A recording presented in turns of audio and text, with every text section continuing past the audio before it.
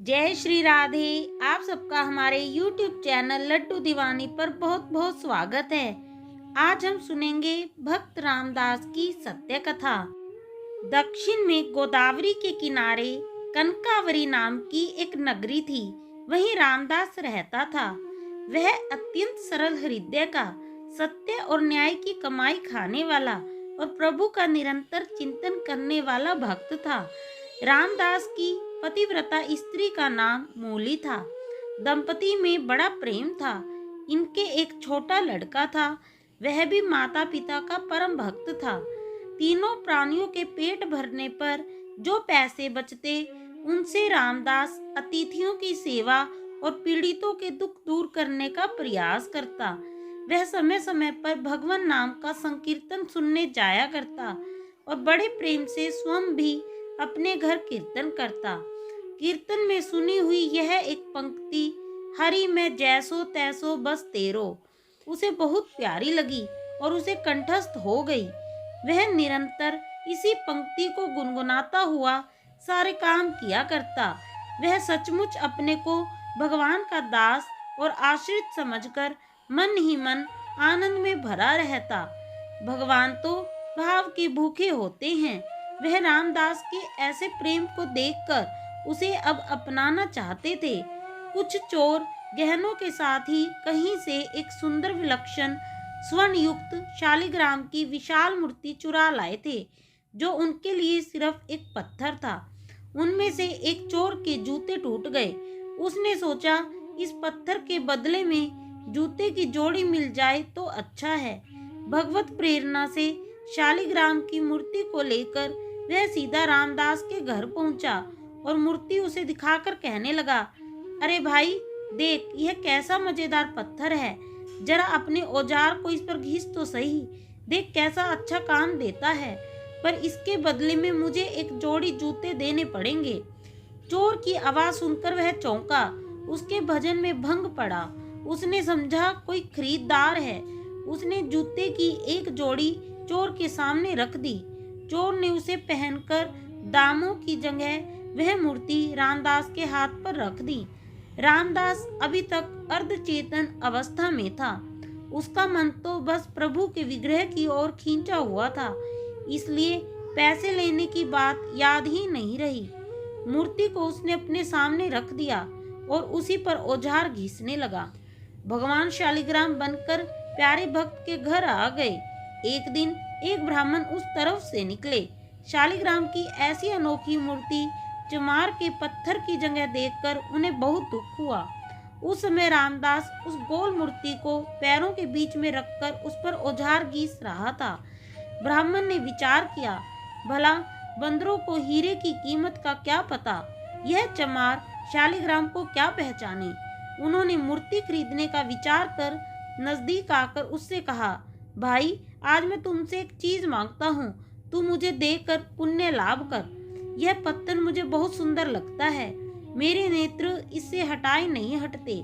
रामदास जी ने ब्राह्मण के इस दीन भाव को देखकर वह पत्थर ब्राह्मण को दे दिया।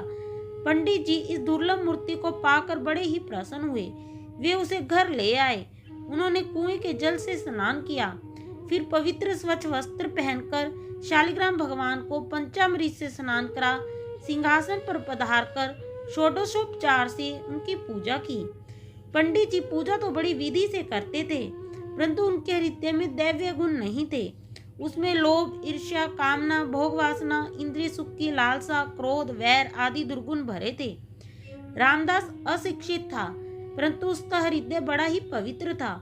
उसके मन में लोभ, इच्छा, भोगेच्छा, क्रोध, वैर आदि का नामो निशान भी नहीं था।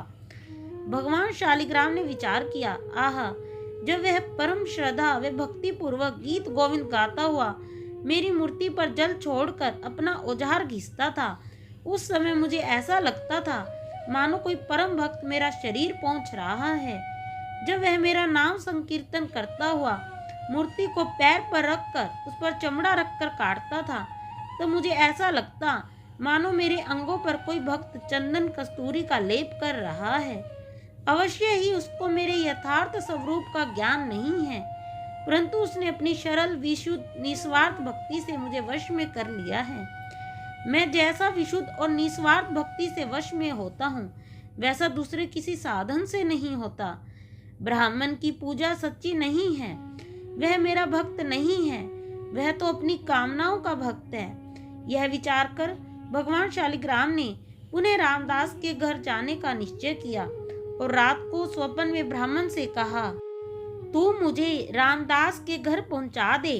ब्राह्मण सुबह ही रामदास के घर शालिग्राम की मूर्ति को लेकर पहुंच गया और उसने रामदास से कहा, रामदास, ये कोई साधारण पत्थर नहीं है, ये तो साक्षात भगवान ही हैं, तीनों लोकों के स्वामी हैं। अब तू बहुत प्रेम से इनकी पूजा करना। ब्राह्मण के वचन सुनकर रामदास की आंखों में आंसू आ गए और वह प्रेम विह्वल हो गया और भगवान से प्रार्थना करने लगा, प्रभु, मैं अति दीन, हीन, अनजान, दुर्जन, पतित प्राणी हूँ। रात दिन चमड़ा घिसना ही मेरा काम है। मुझ में कोई सदाचार नहीं है। मुझसा नीच जगत में और कौन होगा। ऐसे पतित पर भी प्रभु ने कृपा की। अब रामदास दिन और रात भगवान के प्रेम में कभी रोता, कभी हंसता, कभी नाचता। अब तो उसे एक ही रट लग गई, नाथ, अब मुझे दर्शन दो। पहले तो मुझे पता ही नहीं था, पर आपने ही मेरे हृदय में ये आग लगाई है। मैंने तो ना पहचान कर आपकी मूर्ति का निरादर किया था, पर आप मुझे नहीं भूले और ब्राह्मण के द्वारा अपना स्वरूप बताकर मेरे घर आ गए। यदि दर्शन नहीं देने थे तो यह सब क्यों किया। एक बार अपने सांवरे सलोने चांद से मुखड़े की झांकी दिखाकर मेरे मन को सदा के लिए चुरा लो। मेरे मोहन, करुणा की वर्षा कर दो इस कंगाल पर। एक बार दर्शन दो और मुझे कृतार्थ करो। भगवान तो भक्त वत्सल हैं। जो एकमात्र भगवान को ही अपना आश्रय मानकर उनसे प्रार्थना करता है, तो उसकी प्रार्थना तो भगवान तत्काल सुनते हैं। उसके ऐसे दिव्य प्रेम को देखकर भगवान से रहा ना गया। वे एक वृद्ध ब्राह्मण का रूप धरकर उसके घर आ गए। भगवान ने उसके घर आकर उसकी विरह वेदना को शांत नहीं किया, बल्कि उसकी विरह वेदना को पहले से भी और अधिक बढ़ा दिया और उससे कहा, अरे भाई, भगवान का दर्शन कोई मामूली बात थोड़े ही है। बड़े बड़े देवता, योगी, मुनि अनंत काल तक तप, ध्यान, समाधि करने पर भी जिनका दर्शन नहीं कर पाते, तुझ जैसे मनुष्य को उनके दर्शन कैसे हो सकते हैं। यह सुनकर रामदास की आंखों से झरझर आंसू बहने लगे। उसने कहा, हे ब्राह्मण देव, मैं क्या करूं, मुझसे रहा नहीं जाता और यह मेरा दृढ़ विश्वास है कि मेरे नाथ दीन बंधु हैं, दया के अपार सागर हैं। मुझे वे दर्शन देंगे और जरूर देंगे।